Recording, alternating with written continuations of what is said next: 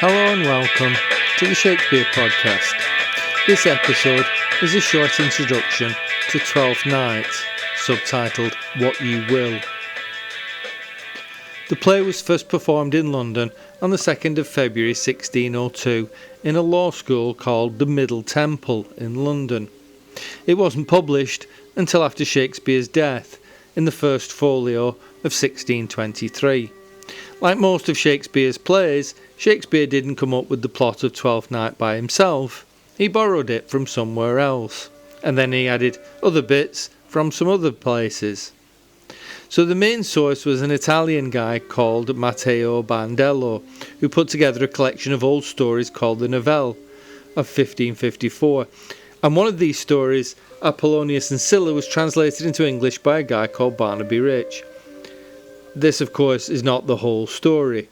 Some people have noticed that Twelfth Night refers to the 12th day after Christmas, which is the 5th of January, or the eve of the Epiphany, the day we commemorate the three kings arriving in Bethlehem to give their three gifts to the baby Jesus. In some countries, the tradition of giving gifts at Christmas echoes the gifts of the three kings, and therefore in some countries, children are given their Christmas gifts on the 6th of January. Some other people have noticed that Twelfth Night is a romantic comedy, or a rom-com, with songs, the play ends with a song, and some fairly silly and vulgar jokes. We still have this kind of thing today. It's called the Christmas panto.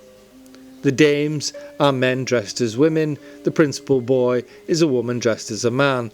There are songs, and audience participation is always encouraged. Oh no, it isn't. You might be surprised to learn that panto is a very ancient art form. Some people trace it back to 16th century Italy and the Commedia dell'arte, but actually it goes back to ancient Rome and ancient Greece.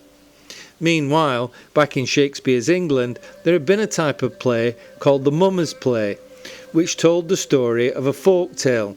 St. George and the Dragon was very popular, and it was performed at Christmas. These plays have been banned by Queen Elizabeth I during Shakespeare's lifetime for being too Catholic. So maybe Shakespeare remembered that kind of drama from his childhood. Either way, Twelfth Night was meant as a seasonal entertainment, which includes the inversion of gender roles, mistaken identity, singing, dancing, and people generally enjoying themselves. But this is Shakespeare, so it's always going to be more nuanced, or complicated, or sophisticated. Take your pick. The character who doesn't fit in is Malvolio. He's the one who tries to kill the party in Act 2, Scene 3. He doesn't approve of the fool, calling him, quote, a barren rascal. And he looks down on other characters who he feels are not as moral as he is. Some Shakespeare scholars see Malvolio as representing the more general Puritan movement in England at that time. And they see Malvolio's last line in the play, quote, I'll be revenged on the whole pack of you, as a prophecy, which actually came true.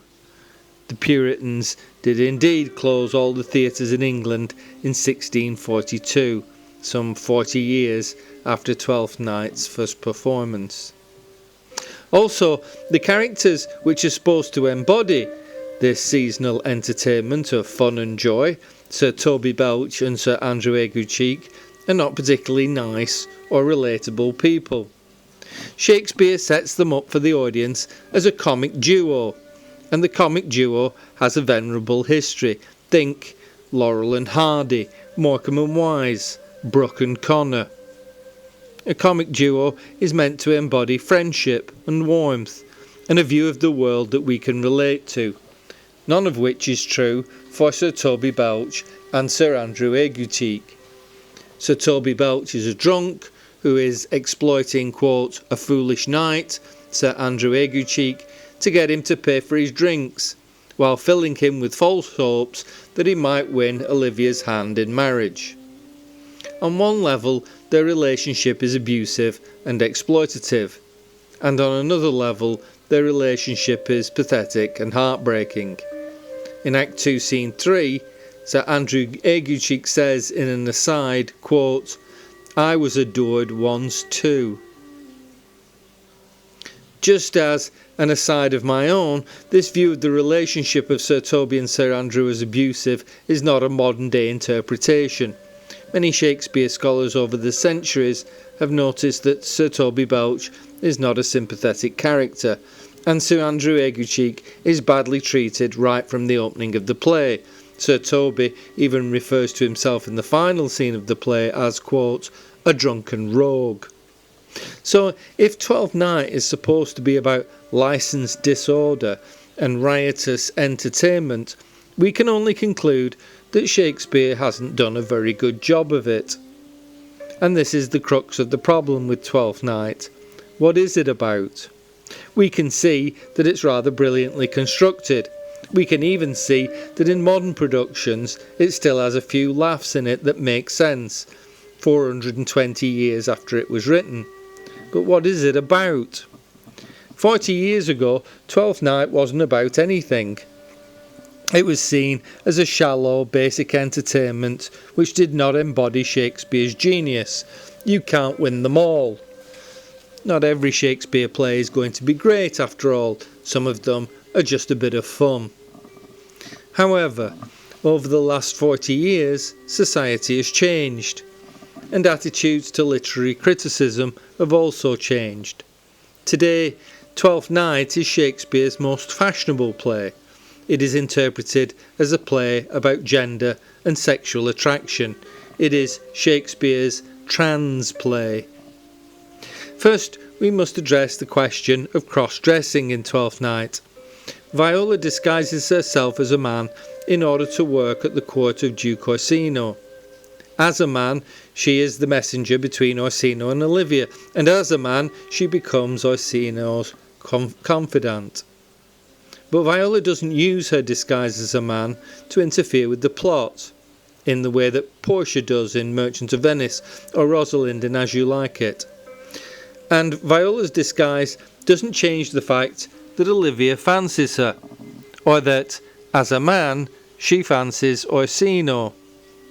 At the very least, Twelfth Night has a level of sexual ambiguity which is remarkable. You would remark upon it. I just did. And it's this sexual ambiguity that propels the plot and leads to much of the wit in the play. We might say that sexual ambiguity is what Twelfth Night is about. Girls will be boys and boys will be girls. This theme seems to be underlined by the character of Sebastian. Viola's disguise as a man is threatened when she's challenged to a duel by Sir Andrew Aguecheek. Notice that neither Sir Toby nor Fabian thinks that either of them will actually get into a fight. The assumption is that Viola won't be able to fight because she's really a woman disguised as a man. This doesn't explain why Sir Andrew Aguecheek won't fight. Isn't he a man dressed as a man? Viola's problem is solved by her brother Sebastian. Sir Andrew Aguecheek attacks Sebastian thinking he is Viola and gets a beating for it.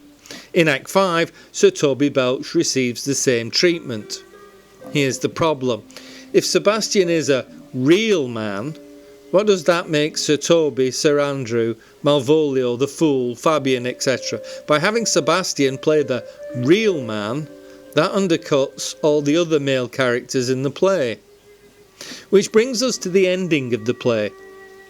Olivia, who's been chased by everybody, Orsino, Sir Andrew, Sebastian, ends up with the real man, Sebastian, and Orsino proposes to Viola while she's still disguised as a man. So does the happy ending change any of the sexual ambiguity in the rest of the play? Bear in mind that at the very end of the play we see a man holding hands with another man saying how much he's looking forward to getting married to him. If this sounds a little clumsy, I'll let the Duke Orsino explain the situation for himself.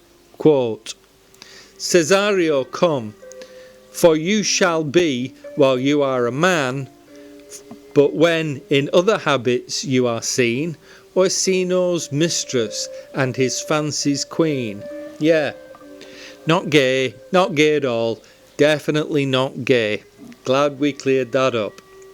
But of course, this is Shakespeare, so it's much more nuanced or complicated or sophisticated. Take your pick. In Shakespeare's day, women were not allowed to perform as actors, and so all the female parts in the play had to be played by men.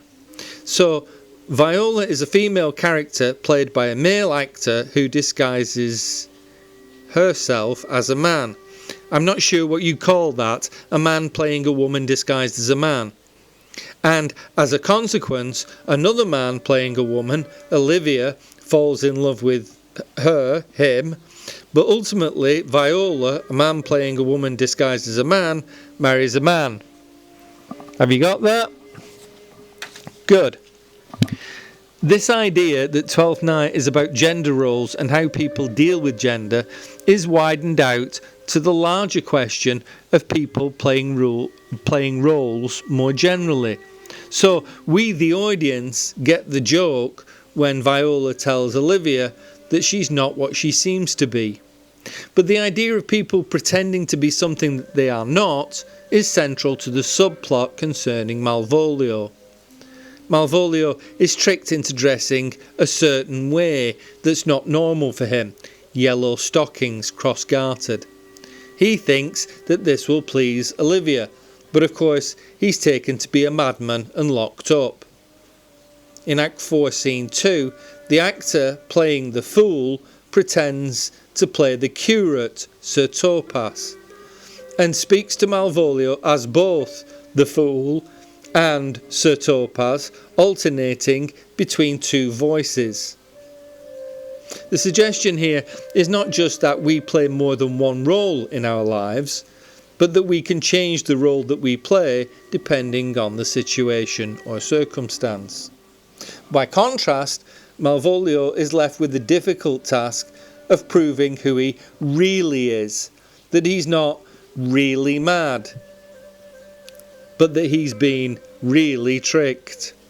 The message here seems to be that it's easier to pretend to be something that you're not than it is to be the real you. If you miss the point, Fabian is on hand in Act 3 Scene 4 to spell it out for you.